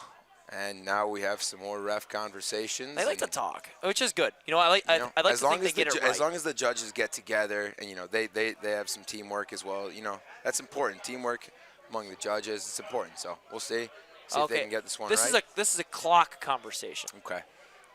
So it looks like we've moved past the stick check. The Irish didn't go a man down. I have no. You know, hey, I know the refs like to listen into what old Brian had to say about them. If you can give me some clarifications over a pivo later on this one, That'd be great. That'd be great. I really do want to know. Hey, listen, I mean, We're all learning and I out mean, here. Hey, listen, these judges, Brian, they've been working, you know, all week in the heat, in the sun, and you know, you got to give them credit where credit's due. I mean, they're doing a hard job. They get a lot of stuff from coaches and players, and good for them for being out here in the spirit of the game. And Skip pass, knocked down. Dan Jones does retain possession. Loads up a cannon there, but stopped by Connor Breen with short strings. And he throws it right, out. Yeah. Oh. I guess the string. Oh, looks like Yep. The string weights. Must have played a factor in The that one. aerodynamics of the. Oh yeah. So England's getting another chance here. See if they can capitalize. They'll be Pass over the cheering. top there. Nice little hitch step there. Finds the man in front. Goal! And they do, and they capitalize. What a Wow. game! Oh yeah. And the English fans, very, very happy to see that. Wow. This is the game you were promised. This is the game these players deserve. Absolutely fantastic goal by Ed Loveland, catching that ball inside there. Beats the goalie low to low. It must have been the strings, Brian. It must have been the strings. What an absolutely beautiful find from number 9, Daniel Hilditch. Dan Hilditch was really banged up badly. He had a neck injury, was ruled to be a muscular thing. He was the second player who went to the hospital. Glad he's all right, and man, I think they're glad he's all right. Oh, absolutely. And you There's love to see it, man. There's a You love to whirling see dervish of anybody a come back. loose ball. Ball's back on the deck. A lot of red jerseys around. And a timeout, very emphatically called by the trail official. England gets the timeout. 1 minute and 8 seconds remaining in this European Under-20 Championships. I'm Brian Whitmer, joined by Jake Silverlicht. This is awesome. This is a great game. I'm glad I got you in there for the fourth quarter. Oh yeah, absolutely. Nothing against Steph and Jake there, other Jake, Malasek, but happy to have you here. Hey, I'm glad to be here, and I'll tell you what, I'm having a good time up here. Hey, Brian, it's my first time. I hope I'm doing a good job, and You're all right. it's exciting. I feel like everything's happening a little bit faster when I stand up here, but It's hard to get caught, not to get caught, Absolutely. And I'll tell you what, again, I've said it once, I said it 100 times. A little bit of gamesmanship from the coaching staff here for England. They got about 1, 2, 3, 4, 5, 6, 7, 8 staff members on the side there, and it's like another team down there. But it's got to be helpful for them, right? Yeah, absolutely. Have, trainers and coaches and anybody really who can help your players out there on the field. It's got to be a bit of an advantage. So good for them. They're going to get together. They're fired up and see what happens here. So not to jinx it, but Andres Makowski has asked twice. Is it 2 times 4-minute overtime or straight sudden death? And in the new rules adapted in Netanya in 2018, that is it goes straight to sudden death. Golden goal, sudden victory for the politically correct out there, but it is sudden death. This is do or die for England and Ireland. Winner, you could venture that the next goal will send someone to the European Championships for U20s. Yep, absolutely, and playing for a gold medal. You got number 4 in England, Daniel Modelli. He was giving the motion of hands up, which is he's getting the guys get the fired up. crowd up, getting the boys up, and you love to see that. You love to see it. Absolutely. This is, for any of these players, this is the biggest game. This is a junior tournament. This is obviously the first time, I believe it's the first time any of these guys have worn a national team jersey, with the exception of Rory Dunbar. He's played for Ireland in the the European box, as well as the men's senior field. But for most of these guys, this is the next.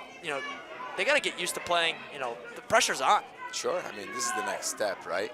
And I mean, Brian, maybe you know a little bit better. What percentage of these players are playing on the men's team? Because I know that one of my players, Ori Bar David, he's kind of the first player. Forgot about Ori. Yep. Oh, what a great save. Connor Breen saves the tournament for Ireland right now. Now that play right there, you're allowed to do that once. That's an absolutely brilliant play. It's a high lacrosse IQ. May not pay off, and here we go. Hilditch drilled from behind. And the flag flies. Flag flies. Whatever is called here is absolutely the correct call. Hilditch had a clear attempt at the goal. We do teach our players, hey, show your back to the defenders. You're all the way in. He was absolutely crunched from behind. It could be a simple push. They could call it a legal body check. But you know what? It might be worth a minute in the box.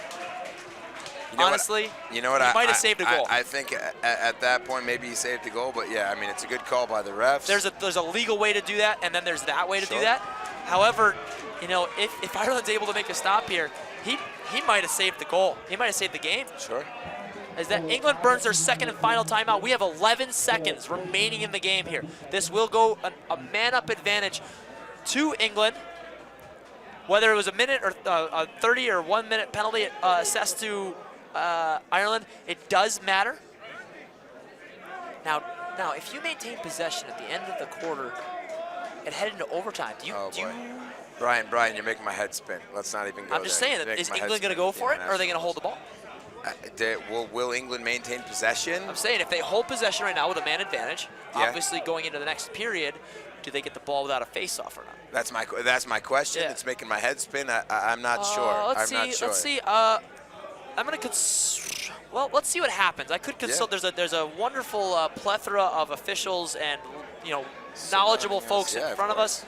Yeah. I'm going to try to speak a little louder to gain their attention, but I don't want to yell in your ear. Well, let's see what the fans at home think. You got any Israeli fans on there, Brian? I'll tell you what. Guys? During your games, the amount of Hebrew that's coming up on those, I'm like, hey guys, I want to give you guys some shout outs. I can't read what you're writing. There you go. And then you get some English ones, and you give the guys the shout outs they deserve. But Sure. it was. But I mean, you love to see that because we're talking about watching the games and seeing, learning, getting the experience and kind of learning the rules, kind of learning everything. So you love to see that, and Both I'm sides sure that none of the Israeli guys know if they're going to maintain possession or not on that, but we got 11 seconds. It's nice to see him fired anyway. up. The crowd's fired up. I have to stand on my chair here to see the action. Get your phone books out and stand on those things. We'll see what happens. Oh, batted down in front. Loose ball. Maintain. Looks like it's going to end possession. that way. There is no possession, so we actually. I believe that would have ended in that would have been possession because the referee does signal face-off. Okay, he does signal face-off. If he's signaling face-off, I've got to imagine that possession would have awarded, possession with the ball at the end of the period with an odd man advantage would have awarded possession. Did England scoop that up in enough time for it to be possession? that was very clearly the ball was on the ground at 0. Yeah, sure. Okay. Yeah. Okay. But I'm saying, had they maintained it, because the referee's signaling, I believe it. No. We could talk to these judges afterwards to get an answer on that because, hey, I'd like to know. I'd like to know. Again, referee folk. These are things we're all learning here. Sure. If we Players, got, coaches, if we got any commentators, referee viewers out there, feel free to shoot in a message actually, and let us know what you think about that. Party Artie was commenting pretty heavy on this stream here. So Party Artie. Party Artie. Tell me what would have happened there. UK Lax fan says yes, you keep possession in on OT on EMO. Okay. Thank you, UK Lax fan. He's actually been fantastic. He's been a absolutely. big commenter. Riley Short says hold it. Maybe a little tad late. Is that oh no, sorry. I saw a stick check on the screen here, the playback. A bit of a replay. And see this is the part. This replay right here. There you go. He threw the flag. What right. What are the ramifications of that? He threw the flag. He threw the flag. I see it. I mean, it obviously awarded possession. Now, was it just a possession call? Tell you what, once the flag hit the ground Because there, Ireland was going to clear it. Yeah. Who knows? All right, so referee is holding up his fist there to signify no timeouts. There are no timeouts in overtime. Oh, man, let's do the thing. 5-5, England, Ireland, overtime. I'll tell you what we call this. We call this bonus lacrosse, Brian. It's already been free lacrosse, right? Lucky you. You're already getting free streams at home. Free, right? This is double free lacrosse. Double free. You actually have to pay us, or we pay you. We pay you to watch this stuff. There you go. There you go. Tell you what, fans are standing. The place is full, but not a seat in the house is sitting right now because everyone's standing up. Seth Muller says Makore Moti. Hey Seth, how's it going, bud? See you back at the hotel soon. So you do see an empty wing on the bench side here. England does have the man advantage. Chris Hockey, most important face-off of the tournament for hockey, has it. And there's no timeouts here. No timeouts. So nice. Good composure. Let's see what England can do with it. This is a 4-minute period. If there is nothing at the end of this 4 minutes, you line up a second 4-minute period. We're going to play until someone scores a goal. which I love. You know, there's no ties. Real sports do not have ties. Absolutely not. When you play one of these European games, oh, he's inside, shot wide. I think the goaltender got a piece of that. Connor Breen got a piece, or it might just slipped out. Over the head check. Ireland defense is a little extended. Oh, And there goal! it is! And you love to see it. What a Wow. play, Hilditch. I hate to say back from the dead, but that is one of the players who was severely injured. What a way to come back. England does take it 6-5 over Ireland. I do apologize for screaming in your ear, but man, what a game. This is awesome. I was fired up as well. Looks like the Ireland defense got a little bit overextended on that one. And it seems like we're not passing blame here. That was more of a better move from the Hilditch than it was an Irish mistake. Absolutely. That's absolutely fantastic move. These English players are great with their sticks. They're shifty, they're small, they're fast, and what a move. that's a great play by England there. And wow, I'm excited. English fans are excited. What a fake, that little tiny stick fake. And you do see Irish defenders diving in front of what would have been, you know, they're trying to get it going. You know what? My heart does go out to Ireland. I just want to say you guys have played absolutely fantastic. You do have a medal to play for tomorrow. Is that third game tomorrow? I don't know. Can't say I agree with you, Brian, but you know you love to see a good game, and wow. Fans are excited and good for everybody involved here. England deserves that goal there. What amazing. Let's start with a face-off. Chris Hockey does control the most important face-off of his tournament. We will see England, Germany rematch. For those of you who have not been with us all week, Germany did pretty handily take that first game Germany did take that game from England with not ease, but it was a hefty score margin. I believe it was a 9-goal difference. I think it was 14-5, if I'm not mistaken. We will see if England can make those corrections. Coming off this win, that's a massive momentum booster. The Germans did have to top the Czechs. The Czechs did come out with playing absolutely fantastic game. Your third place game will be the Czech Republic and Ireland. However, your gold match, for all the marbles, for all the crinkles. For the whole Magilla, as they say in Israel. For the whole Magilla. For the whole Magilla Gorilla, is that the? Is that it? I'm not sure. The Magilla, how much is that? How much Magilla is that? Holy Scripture, so they say the whole Magilla. The whole Magilla.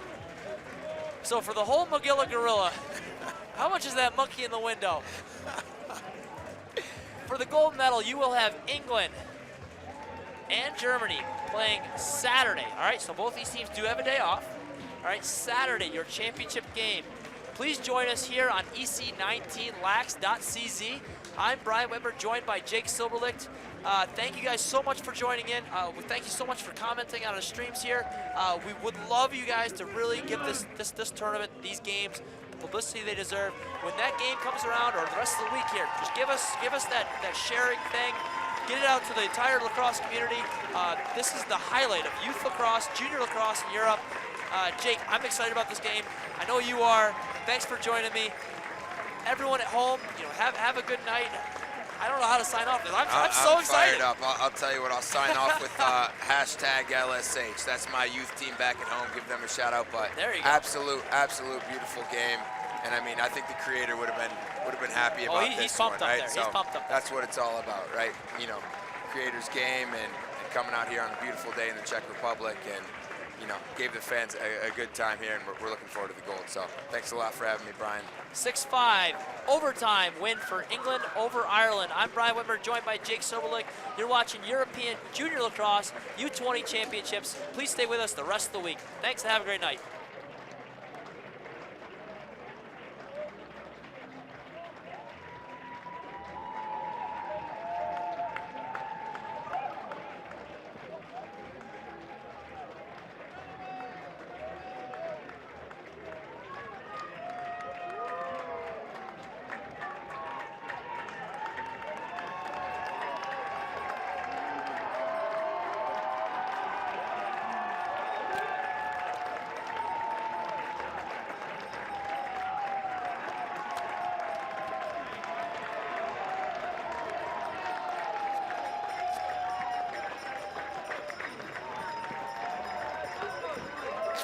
Congrats,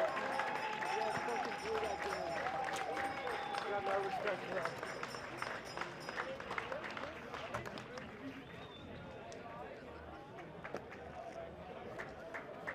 game was ours. No fucking game.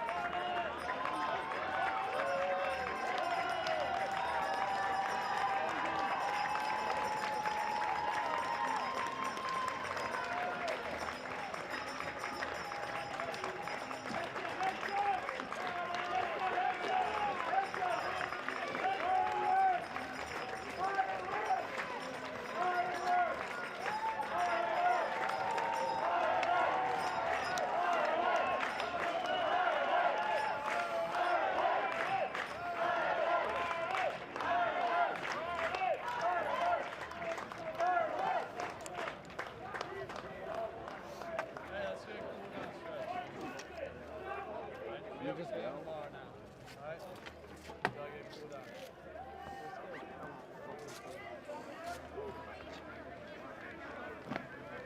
Is it boiling hot? Cool down, stretch. Come on.